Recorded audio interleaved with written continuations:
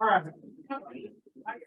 We'll go ahead and get started. I know a lot of us are on a time crunch. Folks are having set out, so we'll try to get through this. We've had a lot of technical talks the last few days. My discussion today is not as technical, but it kind of tells a story, and we'll get into that. So my role at the organization is Director of International Business, and I'll tell you what our international business is, and that's Australia and New Zealand. You should be proud of the fact that you are extremely sophisticated stockmen in terms of genetic selection and marketing of your cattle. It's extremely impressive, and Jackie and I have said this 100 times, and you probably haven't heard it enough. You are very fortunate for having a system where the abattoirs generally can provide access to your carcass data. That's not the case in the States. And so we have a hard time connecting the dots where you folks do. This is my 7th trip to Australia, and I'm always impressed when it comes to sire selection, the economics you folks consider when the entire enterprise. I know we don't get exposed to everyone, but you do such a great job. And no matter what part of the country you're in, you do amazing things. And I know Jackie and I are very thankful for that. So when COVID hit, a lot of folks did a lot of things. The United States, they moved remotely. They generally, for the most part, they left California. They moved to Bowman, Montana, where Jackie lives, and then moved to Austin, Texas, where I live. And they work for tech companies back on the West Coast. Or a lot of folks bought a new car, they switched careers. And what I did during those COVID years is I decided it was really a great time to go back to grad school. So I went and studied economics at Purdue University, and I wanted to get a business degree as well. And one of the projects I had towards the end, and this wasn't the master, but one of the projects that I had towards the end was doing a survey and understanding supply and demand a little bit. And with that, I decided to apply that to my career. And I wanted to analyze the demand for IGS multi-breed genetic evaluation in the different regions of Australia, predominantly South Australia, a little bit Western Australia, New South Wales, Victoria, and Lower Queensland. So I'm going to share a lot of graphs with you today. I'll try to go through them very quick, and it's going to give you some survey results. Now, we're not drawing any big conclusions from this. We're not going to get up here and tout one genetic evaluation over the other, but we wanted to give you a little bit of feedback on what we saw in our survey of stakeholders in the beef industry.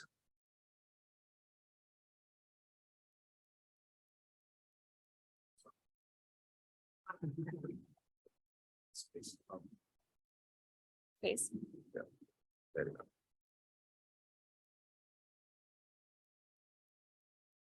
Oh. So the first method, there's a variety of methods we use in trying to measure the demand, and our sample survey wasn't huge, but what we did is we went through 3 main steps of how to measure demand of IGS in Australia. The first one was to identify an in-country agent who understands available genetic evaluation systems and is connected to the seed stock and commercial industry. For that, it was relatively logical. For years, IGS has been working with Graham Linnell at Shorthorn Beef, and then Graham left Shorthorn Beef and was still very well connected to the industry, gave a lot of feedback to us over the years, and so he's been our host this week, and so Graham helped me in my project. We then found a small group of industry stakeholders and interviewed them through a focus group to understand the shape and theme of the survey we wanted to put out. I couldn't just dream up a survey of my own and then send it to Australia and get things figured out. We wanted to hear about the hot topic issues, what the debates were, what needed to change, what didn't need to change. And then through that, working with Graham and the focus group, we identified 150 stakeholders in the beef genetics business. Now, they weren't all geneticists, okay? There were stud operators, there were commercial operators, that used artificial insemination and genomics. There were agents in this group. We exposed this to folks from other genetic evaluation groups. We also exposed this to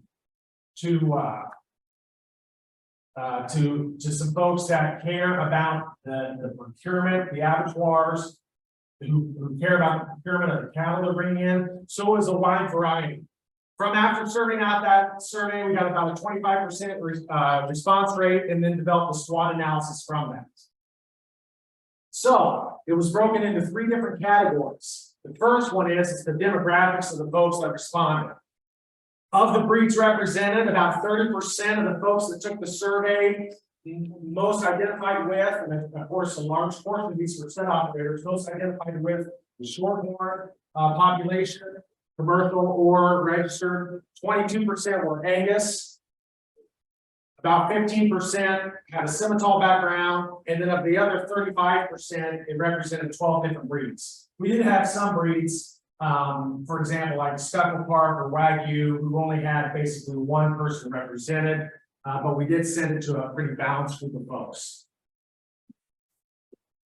The number of breeding age females in these, you can see that the folks, and I want to make this preface right here. I didn't have a slide for this, I forgot it. But of the genetic evaluations, we found that people use IGS. Majority of them use breed plan. Okay, and that represented over 90% of the folks that responded. Okay, there were also folks that used the Zoetis genetic evaluation, or used dollar profit, or Angus America, the American Angus evaluation as their genetic evaluation. And so I wrapped all those in, and that identified being basically breed plan plus or IGS. So we fit the folks from Zoetis, American Angus, and dollar profit into the breed plan group. Of those, the breed plan group had very large herds. 41% had cow numbers of 500 or more. The IGS group, the folks that identified with IGS, had 100 to 200 stud cows. The locations of these, the darker was more concentrated. The location was, we had 65% of respondents were from New South Wales, 12% South Australia, 9% represented either Victoria or Western Australia, and a little bit in Queensland or Tasmania. Okay, so the primary age of the operators, this is very different than in the United States. The primary age of the operators, okay, wasn't necessarily the decision makers, but the operators who ran the operations were between the ages of 34 and 44. Yellow in all these slides would be IGS, black would be breed plan plus. So it's about the same across folks who represented different genetic evaluations.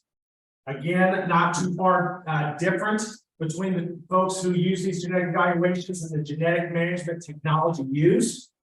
A lot of them used AI.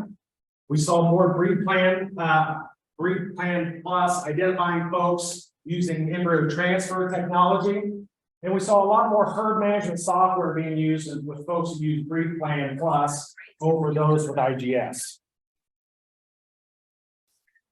So knowledge of management practices with genetic evaluation. This is the bigger, this one had the majority of questions, and there's some really interesting information linked to this.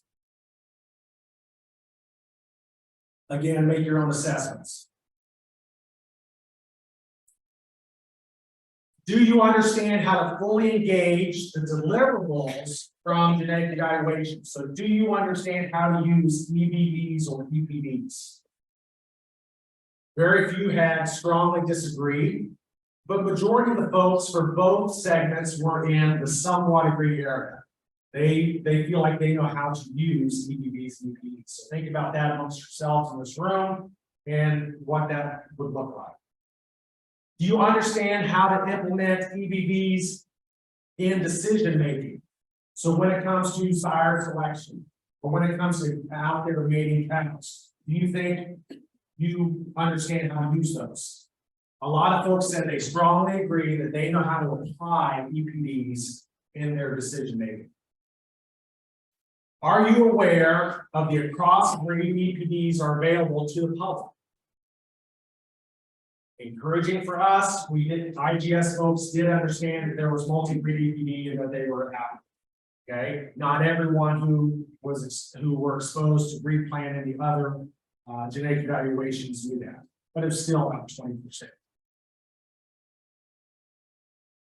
Cross-breed EPVs, are they important to your own genetic progress?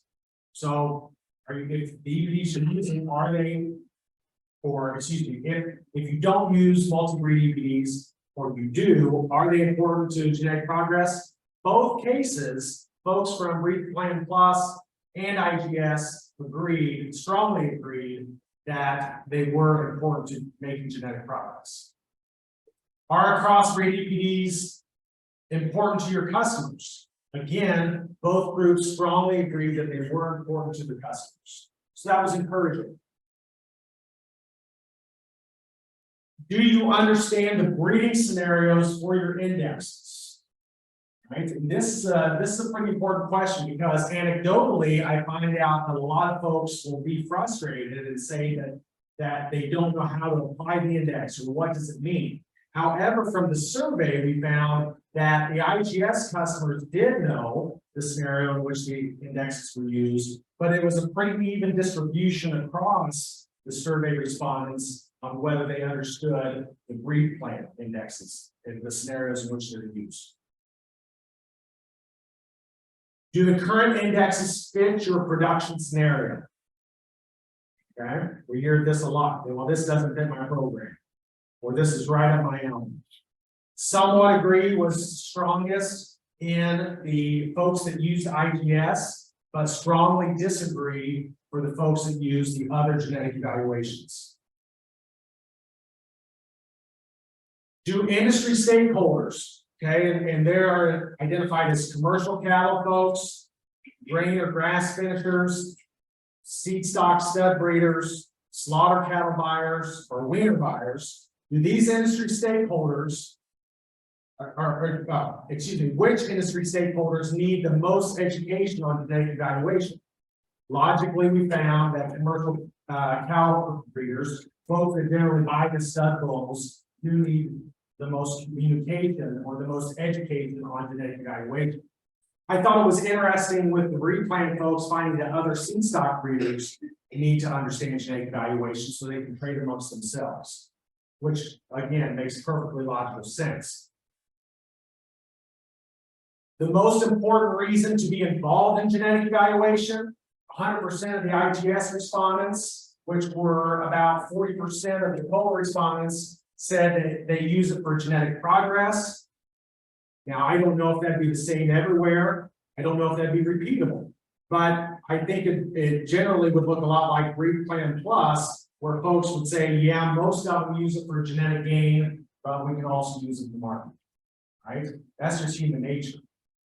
That's just human nature. Sometimes the one animals that excel at certain traits because it's marketable. A lot of times folks will say that the extremes are most marketable, right? But moderation is most optimal.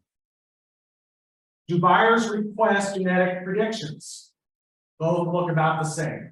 Yes, for both genetic evaluation groups, that buyers do request genetic prediction. Do you submit DNA samples for genomically enhanced EPDs? Generally, most folks did do so. How important is it for your next herd sire to have genomically enhanced EPDs? 100% of the IGS folks said it is extremely important that they get genomically enhanced EPDs before they buy their next bull. It was a little over, it was about 30% of the other group said it was somewhat important, and then neither important or unimportant for about 20% of the Breed Plan Plus. So the rank of importance in seed stock stud bull catalog, okay? So we looked at the different things that are provided, the different items provided in your bull sale catalogs from stud providers. And then we asked folks to rank those out. All right? With the Breed Plan Plus group, the most important thing that now these are folks who are stud providers, these aren't buyers.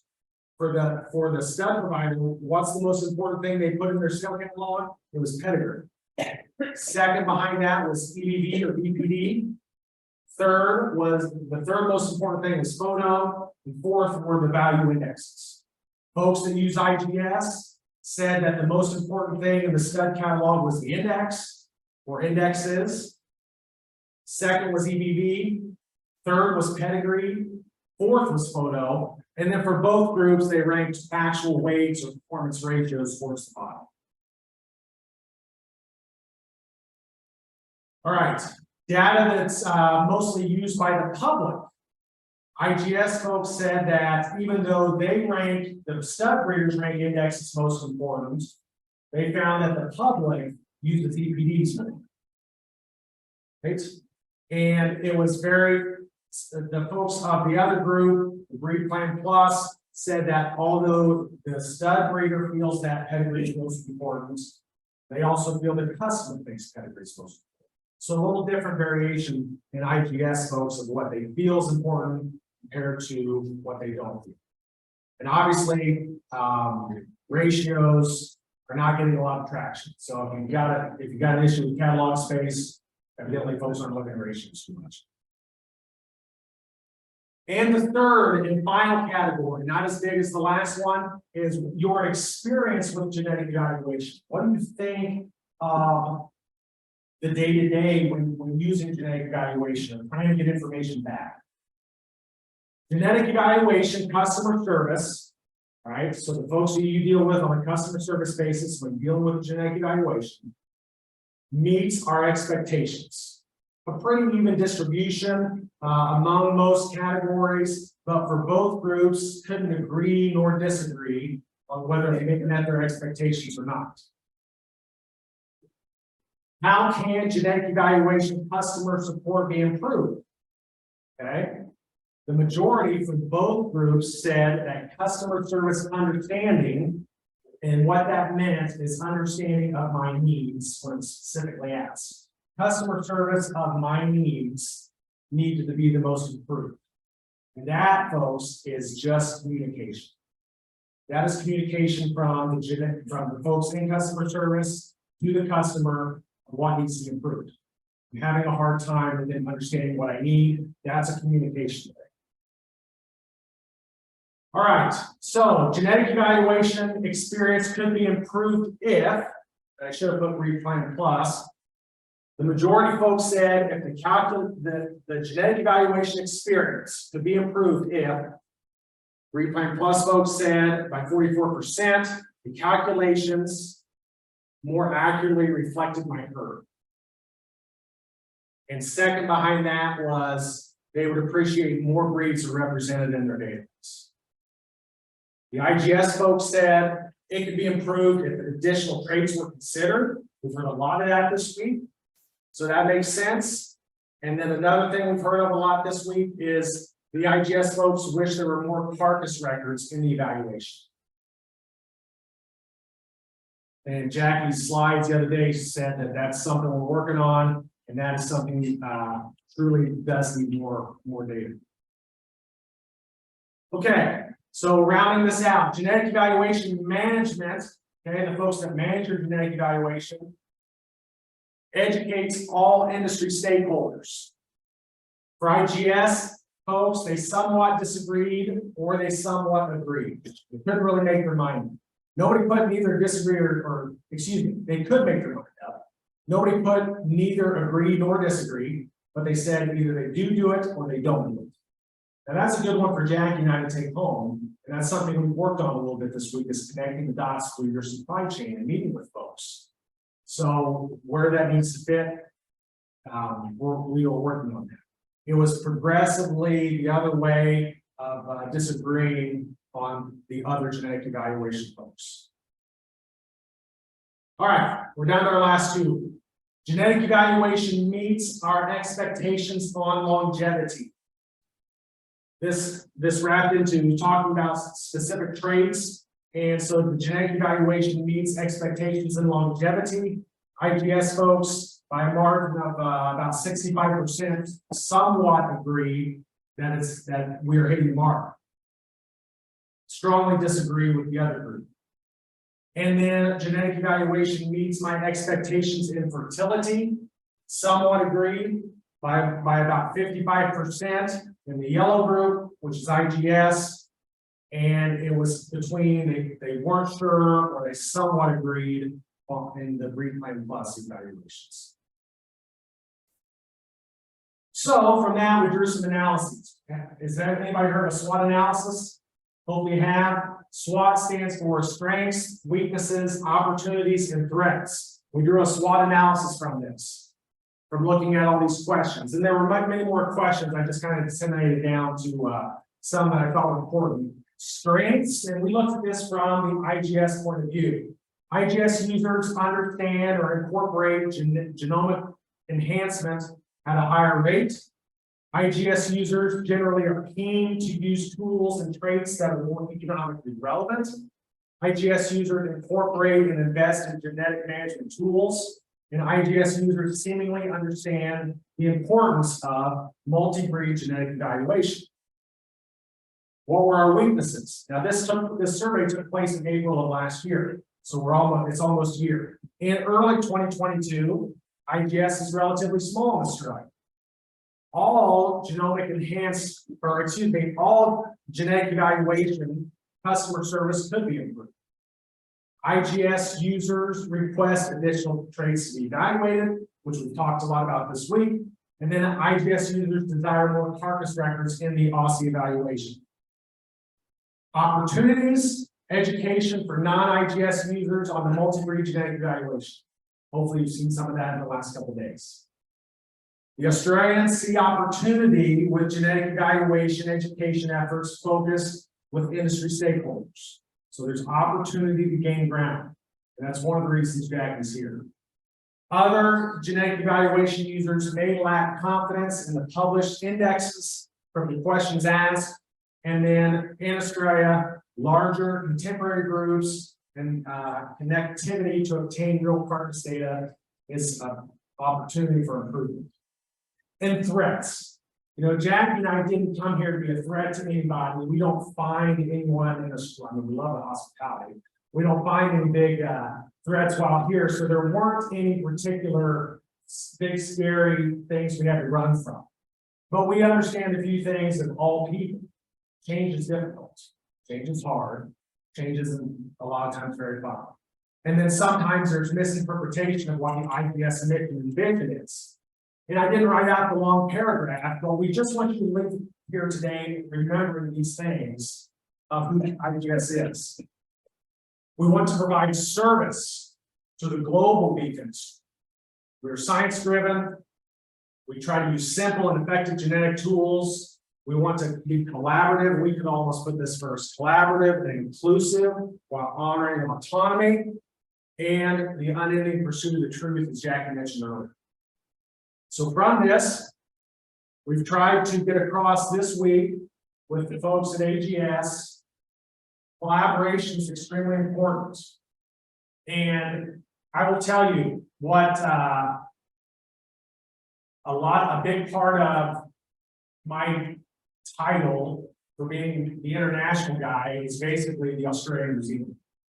Okay. When I travel to South Africa or Brazil, we haven't seen as much opportunity with folks who are sophisticated as the folks in New Zealand, Australia. So boots on the ground is we're going to spend time here every year as long as there's not a pandemic. It's been a few years since then. We want to take care of those that are commercially focused. We strongly encourage objective multi-breed selection and the non-segmented total life cycle indexes. They don't have to be the ones we publish, but if it's a life cycle balance index, we support folks using it. So with that, That's the end of my presentation, and we'll move on to the next group.